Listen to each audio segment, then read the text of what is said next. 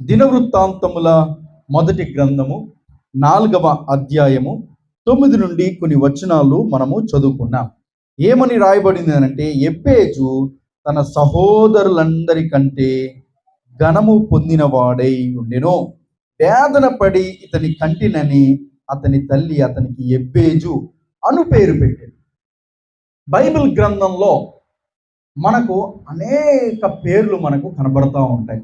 ఆదాము మొదలుకొని ప్రభు అయిన యేసుక్రీస్తు వరకు, అలాగే కొత్త నిబంధనలో కాలంలో కూడా ఇలాగ బైబిల్ గ్రంథంలో అనేక పేర్లు మనకు కనబడతా ఉంటాయి. కానీ పరిశుద్ధాత్మ దేవుడు ఈ ఎబ్బేజు అనేటటువంటి పేరులో చాలా ప్రత్యేకతలు దాచిపెట్టి ఉంచాడు. ఈ ఎబ్బేజు అనేటటువంటి పేరుకు అర్థము ఏంటి అని మనం ఆలోచన చేస్తే, అక్కడే సంఖ్య రాయబడి ఉంది. ఎబ్బేజు అని మొదటి సంఖ్య రాయబడి ఉంది. దాని కింద అర్థం ఏంటంటే వేదన. ఎబ్బేజు అంటే వేదన అని అర్థం. చూడండి, సర్వసాధారణంగా దైవ సేవకుల దగ్గరికి పిల్లల్ని తీసుకొస్తూ ఉంటారు. పాస్టర్ గారు పేరు పెట్టండి, మంచి పేరు పెట్టండి, పలానా అక్షరం కలిసేటట్టు పేరు పెట్టండి, మా నాన్నగారు పేరు కలిసేటట్టు పేరు పెట్టండి, మా తాతయ్య గారి పేరు కలిసేటట్టు పేరు పెట్టండి, లేకపోతే ఆడపిల్లలు అయితే మా అమ్మమ్మ లేకపోతే మా అమ్మ పేరు కలిసేటట్టు పేరు పెట్టండి అని ఈ విధంగా పేర్లు పెట్టమని కోరుతూ ఉంటారు. చాలా సంతోషం. వారికి తగ్గట్టుగానే పేర్లు పెట్టే ప్రయత్నం చేస్తారు సేవకులు. కొంతమంది సేవకులు ప్రేరేపించబడి చక్కటి బైబిల్ గ్రంథంలో ఉన్న పేర్లు కూడా పెట్టే ప్రయత్నం చేస్తారు. కానీ మీరు ఎప్పుడైనా చూసారా ఎబ్బేజు అనేటటువంటి పేరు ఎవరికైనా పెట్టడం? తక్కువ మంది మాత్రమే మనం వింటూ ఉంటాం. ఎందుకనంటే, పాస్టర్ గారు ఎబ్బేజు అనే పేరు నా కుమారుడికి పెట్టారు కదా, ఆ పేరుకి అర్థం ఏంటంటే, ఆ పేరుకి అర్థం ఏంటో తెలుసా అమ్మా? వేదన. అంటే పాస్టర్ గారు అర్జెంటుగా పేరు మార్చేయండి, ఆ పేరు మాకు, అలాంటి పేరు మాకు వద్దండి, సంతోషము, ఆనందము, ఆశీర్వాదము అలాంటి పేర్లు పెట్టే ప్రయత్నం చేయండి పాస్టర్ గారు అని చెప్పి తల్లిదండ్రులు సర్వసాధారణంగా కోరుతూ ఉంటారు. వేదన ఏంటి పాస్టర్ గారు, వేదన అనే పేరు మాకెందుకని ఈ విధంగా ఈ ఎబ్బేజు అనేటటువంటి పేరును ఎవ్వరు పెట్టుకోవడానికి చాలా వరకు ఇష్టపడరు. కానీ పరిశుద్ధాత్మ దేవుడు మాత్రం ఈ ఎబ్బేజు అనేటటువంటి పేరును ప్రత్యేకంగా పరిశుద్ధ గ్రంథంలో లిఖించడం మాత్రమే కాకుండా, ఈ ఎబ్బేజు అనేటటువంటి పేరును గురించి, ఇతడు చేసిన ప్రార్థన గురించి పరిశుద్ధాత్మ దేవుడు అద్భుతంగా లిఖింపజేశాడు. ఈ ఎబ్బేజు అనేటటువంటి పేరుకు అర్థము వేదన అని మనం తెలుసుకున్నాం. అతని తల్లి చెప్తుంది, నేను వేదన పడి ఈ కుమారుడిని కంటిని కనుక ఈ కుమారుడికి ఎబ్బేజు అనే పేరు పెడుతున్నానని చెప్పేసి తల్లి తన కుమారుడికి నామకరణం చేసింది. అంటే ఎబ్బేజు ఎలాంటి పరిస్థితుల్లో జన్మించాడు? వేదనకరమైన పరిస్థితుల్లో జన్మించాడు. ఈ ఎబ్బేజు ఎలాంటి పరిస్థితులు గుండా వెళ్ళాడు? తన కుటుంబ పరిస్థితులు గుండా వెళ్ళాడని మనం ఆలోచన చేస్తే, కష్టాల గుండా, బాధల గుండా, శ్రమల గుండా, వేదనల గుండా, పరిస్థితుల గుండా ఈ తల్లిదండ్రులు వెళ్ళారు కనుక అని ఈ తల్లి తన కుమారుడికి ఎబ్బేజుని పేరు పెట్టడం మనం గమనించాం. చూడ, కుమారుడు పుట్టిన తర్వాత నాకేంటి ఎబ్బేజు అని పేరు పెట్టారు అని ఎప్పుడు కూడా తన తల్లిని కానీ తండ్రిని కానీ దేవుని కానీ దూషించలేదు. రెండవది, నేను పుట్టక ఇలాంటి శ్రమల కష్టాల కుటుంబంలో పుట్టానేంటి అని ఎప్పుడు కూడా బాధపడలా. మనలో చాలా మంది యవనస్తులు కానీ పిల్లలు కానీ కొంతమంది గొప్ప గొప్ప వారిని చూసి, కొంతమంది ధనవంతులను చూసి, కొంతమంది ఆస్తిపరులను చూసి, నేను పుట్టక ఆ కుటుంబంలో ఎందుకు పుట్టలేదు, నేను పుట్టక నేను ఈ కష్టాల కుటుంబంలో, ఈ నష్టాల కుటుంబంలో, ఈ బాధల కుటుంబంలో ఎందుకు నేను జన్మించాను అని చాలామంది బాధపడుతూ ఉంటారండి. ఏమండి, దేవునికి తెలీదా ఎవరు ఏ కుటుంబంలో జన్మించాలో? అది దేవునికి మాత్రమే తెలుసు. దేవునికి స్తోత్రం కలుగును గాక. ఫోన్లో ఒక జోకు కనబడిందండి రీల్స్లో. ఏంటంటే, అప్పుడే ఓ బిడ్డ పుట్టాడు. బిడ్డ పుట్టిన తర్వాత, మగ బిడ్డ పుట్టిన తర్వాత ఆ బిడ్డ 2 కళ్ళు తేరి చూసి మొత్తం చూస్తూ ఉన్నాడంట. అప్పుడు కింద ఎవరో క్యాప్షన్ రాశారు, అయ్యయ్యో మళ్ళా ఇలాంటి పేదరికమైన కుటుంబంలోనే పుట్టానా, మళ్ళా ఇలాంటి కష్టాల కుటుంబంలోనే పుట్టానా అని చెప్పేసి ఎవరో ఆ హెడ్డింగ్ రాశారండి. పాప ఆ పసిపిల్లవాడికి ఏం తెలియదు, వాడికి కళ్ళు తెరిచి చూస్తున్నాడు అంతే. కానీ హెడ్డింగ్ మాత్రం ఎలా పెట్టారంటే, మరలా నేను ఈ కష్టాల కుటుంబంలోనే, మళ్ళా ఈ బాధల కుటుంబంలోనే, మళ్ళా ఈ శ్రమల కుటుంబంలోనే పుట్టానా అని చెప్పేసి హెడ్డింగ్ పెట్టారు. దయచేసి గమనించండి, దేవుడు ఒకరిని భూమి మీదకి పంపిస్తున్నాడు అని అంటే అది దేవునికి గొప్ప ప్రణాళిక, గొప్ప ఉద్దేశాలు చొప్పునే దేవుడు ప్రతి ఒక్కరిని భూమి మీదకి పంపిస్తాడు.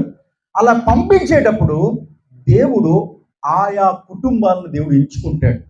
అలా ఆయా కుటుంబాలను దేవుడు ఎంచుకొని దేవుడు ఆ బిడ్డ పట్ల తన ప్రణాళికలు, ఉద్దేశాలు నెరవేర్చడానికి ఆ కుటుంబాలను ఎంచుకొని దేవుడు పంపిస్తాడు. చూడండి, మన మోషే జీవితంలో కూడా మనం ఆలోచన చేస్తే కష్టకాలం, శ్రమల కాలం, మగ పిల్లవాడు పుడితే వాడిని తీసుకొని వెళ్ళి నదిలో పడేయండి అనేటటువంటి ఆజ్ఞ జారీ చేసిన రోజులవి. మరి దేవుడు మాత్రం ఆ కుటుంబంలో యొకేబేతు అనేటటువంటి ఆ కుటుంబంలో మోషేను జన్మింపజేయడానికి దేవుడు ఉద్దేశించాడు. దేవునికి స్తోత్రం. కారణం ఏంటో తెలుసా? మరి ఏ దంపతులను దేవుడు ఏర్పరచుకోలేదు. ఎందుకు యొకేబేతు అనేటటువంటి దంపతులను దేవుడు ఏర్పాటు చేసుకున్నారు అని అంటే, అమ్రాము యొకేబేతులు దేవుడు ఎందుకు ఏర్పాటు చేసుకున్నాడు అని అంటే, ఇజ్రాయేల్ ప్రజలందరినీ విడిపించడానికి మోషే అనేటటువంటి నాయకుడిని ఏర్పరచుకోబోతున్నాను. మరి ఈ మోషేను బాల్యము నుండి కాపాడగలిగినది ఎవరైనా ఉన్నారు అంటే ప్రార్థనా పరులైన యొకేబేతు కుటుంబమే. దేవునికి స్తోత్రం కలుగును గాక. దేవుడు పేదరికాన్ని చూడలేదండి, దేవుడు సంపన్న కుటుంబాన్ని చూడలేదండి. ఎవరు ప్రార్థనా పరులో ఆ కుటుంబాన్ని దేవుడు చూశాడు. దేవునికి స్తోత్రం. దేవునికి పేదరికము, దేవునికి ఐశ్వర్యవంతులు, ఈ తారతమ్య భేదాలు ఏమాత్రం ఉండదండి. దేవుడు ఎంత పేదరికంలో ఉన్న వ్యక్తినైనా వాడుకోగలడు, దేవుడు ఎంత ఉన్నత స్థానంలోనైనా సరే వారిని వాడుకోగలడు. ఇది దేవుడు ఉన్న గొప్ప ఉద్దేశం.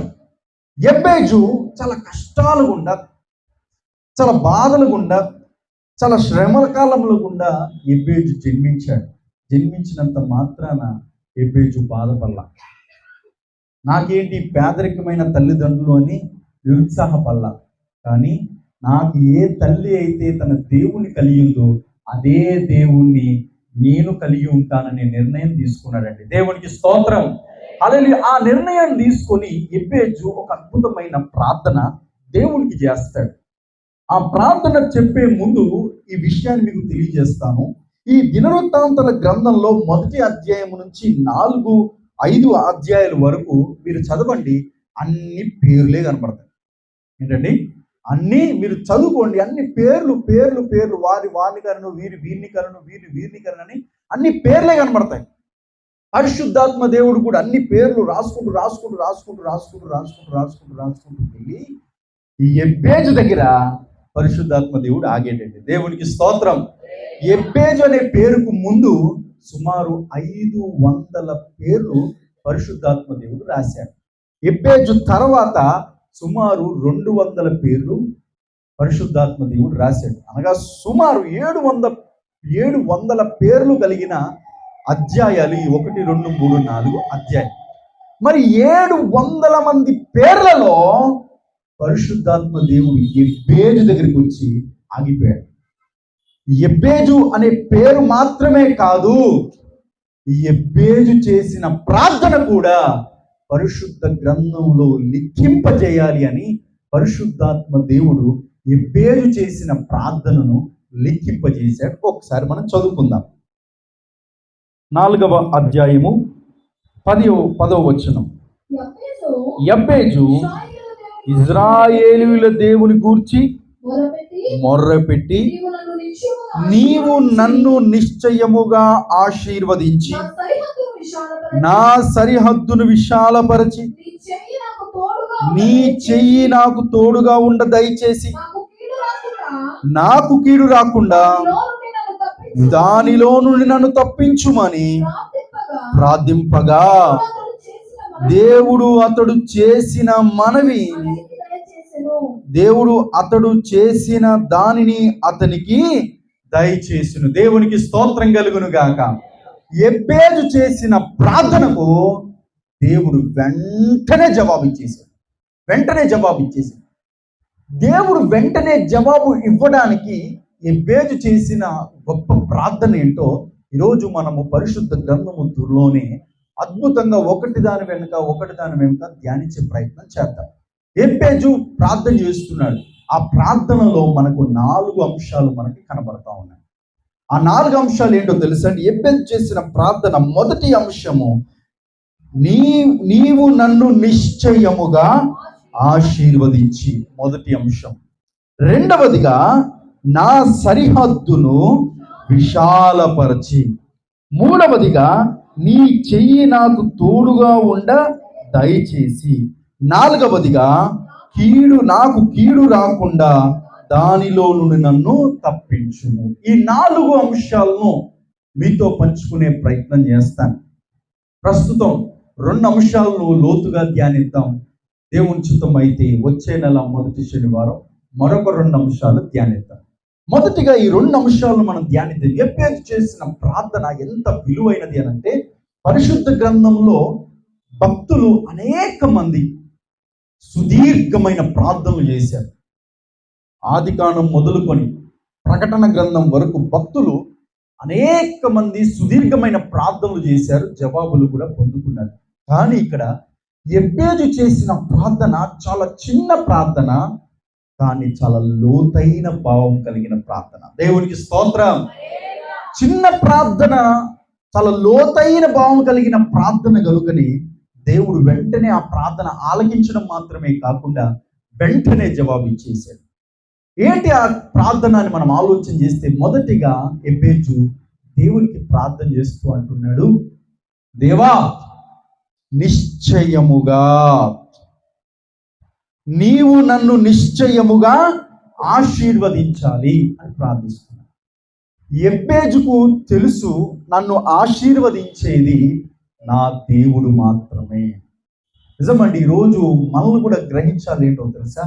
మనల్ని ఆశీర్వదించేది మనకున్న డబ్బు కాదు, మనల్ని ఆశీర్వదించేది మనకున్న బంగారము కాదు, మనల్ని ఆశీర్వదించేది మనకున్న స్థలాలు కాదు, పొలాలు కాదు, మనల్ని ఆశీర్వదించేది మనకున్న అండబలము కాదు, ఖండబలము కాదు, మనల్ని ఆశీర్వదించేది మనకున్న తెలిసిన వారు కాదు, రాజకీయ ప్రముఖులు కాదు, అధికారులు కాదు.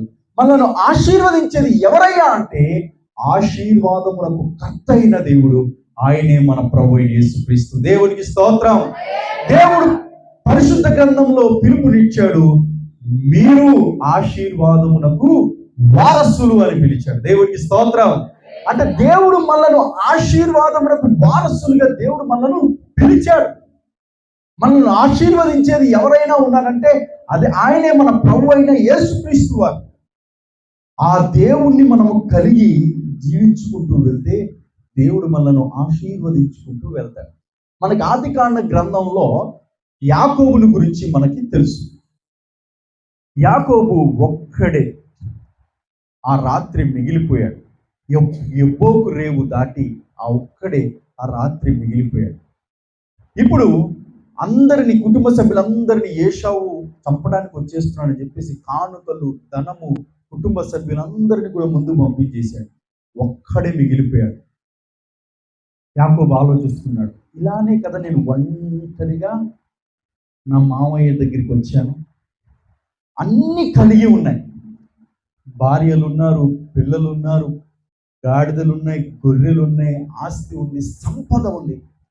వీటన్నిటిని మళ్ళీ నేను ముందుకు పంపించేస్తున్నాను. నా అన్నయ్య నన్ను చంపేయబోతున్నాడు. వీటిని చూసైనా సరే నా అన్నయ్య కోపం ఏమన్నా తగ్గుతుందేమోనని వీటన్ని పంపించేశాను. ఇప్పుడు నేను ఒంటరిగా మిగిలిపోయాను. ఏం సాధించాను నేను? చివరికి మరణ భయముతో బిక్కులాడిపోతున్నానని ఒంటరిగా కుమిలిపోయి బాధపడుతున్న సందర్భంలో ఒక మనిషి వచ్చాడు. ఆ మనిషి రాగానే యాకోబు అతన్ని గట్టిగా పట్టుకున్నాడు. తనకి తెలుసు ఈయనే దేవుడు అని. గట్టిగా పట్టుకుని మాట అంటాడు. ఏమంటాడో తెలుసా? నీవు నన్ను ఆశీర్వదిస్తేనే గాని నేను నిన్ను విడిచిపెట్టను. దేవునికి స్తోత్రం. అదండి అద్భుతమైన ఆత్మీయత. ఏంటంటే రోజుల్లో చాలా మంది దేవుడి దగ్గరికి వస్తున్నారు. దేవుడి దగ్గరికి వచ్చి ఏం చేస్తున్నారో తెలుసా అండి? దేవుడిచ్చే వరాలు కావాలి, కానీ వీరికి దేవుడు మాత్రం అవసరంలా. మీకు అర్థమయ్యే విధంగా చెప్తాను, వినండి. చాలామంది యవ్వన దంపతులు వస్తారు మందిరానికి. వచ్చి మాకు గర్భఫలం లేదు, గర్భఫలం లేదు, గర్భఫలం లేదని బాధపడి దేవుని మందిరానికి వచ్చి ఆత్మీయ తల్లి గారితో ప్రార్థన చేయించుకుని మందిరానికి క్రమం తప్పకుండా వస్తారు. దేవుడు కనికరించి వారికి గర్భఫలం ఇచ్చి చక్కటి 12 కుమారుని ఇచ్చిన తర్వాత 2-3 నెలలు వీరు కనబడరు. ఎందుకు అనంటే దేవుడు ద్వారా వచ్చే కుమారుడు కావాలి కానీ వీరికి దేవుడు అక్కర్లా. ఇంకొంతమంది ఉద్యోగానికి వస్తారు, ఉద్యోగం లేనప్పుడు మందిరంలోనే ఉంటారు, మందిరంలోనే పరిచర్య చేస్తూ ఉంటారు, సేవకులకి సహకారంగా ఉంటారు. ఉద్యోగం వచ్చిన తర్వాత 1 నెల 2 నెలలు కనపడతారు కానీ ప్రతి వారం రారు. వీరికి ఏం కావాలి? దేవుడిచ్చిన ఉద్యోగం కావాలి కానీ దేవుడు అవసరంలా. వ్యాపారంలో నష్టపోయిన వారు వ్యాపారం లాభాల కోసం దేవుడి దగ్గరికి వచ్చి మొరపెట్టుకొని ప్రార్థన చేస్తారు. దేవుడు వారి కన్నీరును చూసి వారిని కనికరించి వ్యాపారంలో లాభాలని దేవుడు చూపించిన తర్వాత మీరేం చేస్తారండి? వ్యాపారంలో లాభాల్లో వెళ్తున్నప్పుడు ఆ వ్యాపారంలోనే చిక్కుకుపోయి మందిరాన్ని మానేస్తారు, దేవుని విడిచిపెడతా ఉంటారు. అనగా వీరికి ఏం కావాలి? దేవుడిచ్చేటటువంటి వ్యాపారంలో లాభాలే కావాలి కానీ దేవుడు అవసరంలా. మనలో చాలా మంది చేస్తున్న మిస్టేక్ ఏదైనా ఉన్నదంటే ఇదే. దేవుడి దగ్గర నుంచి సమస్తము పొందుకుంటున్నారు కానీ దేవుణ్ణి గట్టిగా పట్టుకోవడం లేదు. అప్పుడు దేవుడు చూసి బాధపడుతూ ఉంటారు. నా కుమారుడికి నా కుమార్తెకి ఉద్యోగాన్ని ఇచ్చి నేను తప్పు చేశానా? వ్యాపారంలో లాభాలు ఇచ్చి తప్పు చేశానా? గర్భఫలమునిచ్చి తప్పు చేశానా? ఆస్తి ఐశ్వర్యాన్ని ఇచ్చి తప్పు చేశానా? ఇవేమీ లేనప్పుడు నన్ను గట్టిగా కలిగి పట్టుకొని ఉన్నారు కదా, ఇవన్నీ వచ్చిన తర్వాత అది విడిచిపెట్టి వెళ్ళిపోయారని దేవుడు బాధపడుతూ ఉంటారు. అది కాదండి ఆత్మీయత అంటే. మనం దేవుని ఎలా కలిగి ఉండాలంటే దేవుని యొక్క ఆశీర్వాదం మాత్రమే కాదు, దేవుణ్ణి మనం సొంతం చేసుకునేంత వరకు దేవుణ్ణి గట్టిగా పట్టుకోవాలి. దేవునికి స్తోత్రం, హల్లెలూయా. యాకోబు అలాగా దేవుని గట్టిగా పట్టుకున్నాడు. నీవు నన్ను ఆశీర్వదిస్తేనే కానీ విడిచిపెట్టనన్నాడు. ఒకసారి ఆలోచన చేస్తే యాకోబుకి ఏం తక్కువ? ఆస్తి తక్కువనా? భార్యలు తక్కువనా? పిల్లలు తక్కువనా? పశువులు తక్కువనా? ఏమీ తక్కువ కాదు, అన్నీ ఉన్నాయి కదా యాకోబు. ఇవి కాదు నాయన ఆశీర్వాదం, నువ్వు నన్ను ఆశీర్వదిస్తేనే ఆశీర్వాదం. దేవునికి స్తోత్రం, హల్లెలూయా. చాలా మంది అనుకుంటారు ఆశీర్వాదం అంటే ఈ లోకంలో ఉన్న ఈ యొక్క మెటీరియలిస్టిక్ లాంటి బ్లెస్సింగ్ ని అసలైన ఆశీర్వాదం అనుకుంటారు. ఇవి కాదండి అసలైన ఆశీర్వాదం అంటే. ఆశీర్వాదం అంటే ఏంటంటే దేవుణ్ణి మనము సంపూర్ణంగా కలిగి ఉండడమే అది గొప్ప ఆశీర్వాదం. దేవునికి స్తోత్రం. సరేనయ్యా యాకోబు, నేను నిన్ను ఆశీర్వదిస్తున్నాను, ఇక నుంచి నీ పేరు ఇజ్రాయేలు. ఎందుకు ఇజ్రాయేల్ అని నీకు పేరు పెట్టానంటే ఇప్పుడు నేను నిన్ను ఆశీర్వదిస్తుంది, నువ్వు మాత్రమే కాదు ఆశీర్వాదకరంగా ఉండాలి, నీ ద్వారా అనేక మంది ఆశీర్వదించబడుదురుగాక అని దేవుడు యాకోబుని ఇజ్రాయేలుగా మార్చాడు. ఇప్పుడు చూడండి, చాలా మంది ప్రపంచ వ్యాప్తంగా ఇజ్రాయేలు దేశానికి వెళ్తున్నారు. ఇజ్రాయేల్ అనే దేశానికి వెళ్ళి ఆ కట్టడాలు, యేసుక్రీస్తు ప్రభు సంచరించిన ప్రదేశాలు, ఆ ఇజ్రాయెల్ దేశం అంతా సంచరించుకుంటూ చక్కగా ఆత్మీయ ఆనందం కలిగి తిరిగి వస్తున్నారు. ఇజ్రాయేల్ గవర్నమెంట్ అంటండి తమ దగ్గర ఉన్న ట్యాక్స్ పేయర్ ద్వారా ఇజ్రాయెల్ గవర్నమెంట్ నడవట్లేదంటండి. ఈ పర్యాటకులు ఇజ్రాయెల్ దేశానికి వచ్చి ఖర్చు పెడుతున్నారు కదా, ఆ ఖర్చు ద్వారానే ఇజ్రాయెల్ దేశము అన్ని విధాలుగా నెంబర్ 1గా నిలుస్తుందంట. దేవునికి స్తోత్రం. ఎంత దేవుడు యాకోబును బట్టి ఆ దేశాన్ని ఎంతగా ఆశీర్వదించాడండి. ఇదే అండి అసలైన ఆశీర్వాదం. దేవుని కలిగి ఉండడమే ఆశీర్వాదం. మరి దేవుని కలిగి ఉండి కూడా కొన్ని సార్లు కష్టాలు వస్తున్నప్పుడు, బాధలు వస్తున్నప్పుడు, వేదనలు వస్తున్నప్పుడు, నిందలు వస్తున్నప్పుడు దేవుని విడిచిపెట్టి కొంతమంది వెళ్ళిపోతూ ఉంటారు. దేవుని విడిచిపెట్టి వెళ్ళిపోయే వారిని బట్టి దేవుడు ఎప్పుడు కూడా బాధపడతాడే కానీ సంతోషించాడు. మరి దేవుని కలిగి ఉండడం గొప్ప ఆశీర్వాదం అయినట్లయితే ఆ దేవుని కలిగి చిరకాలం జీవించడము ఇంకా గొప్ప ఆశీర్వాదం. కష్టాలు వచ్చాయని, బాధలు వచ్చినాయని, శ్రమలు వచ్చినాయని, నిందలు వచ్చినాయని, కృంగుదల వచ్చిందని దేవుని ఏమాత్రం మనం మధ్యలో విడిచిపెట్టకూడదు. చివరి దాకా మనము ఈ లోక యాత్రను విడిచిపెట్టేంత వరకు దేవుని మనం కలిగి ఉండడమే ఇంకా గొప్ప ఆశీర్వాదం.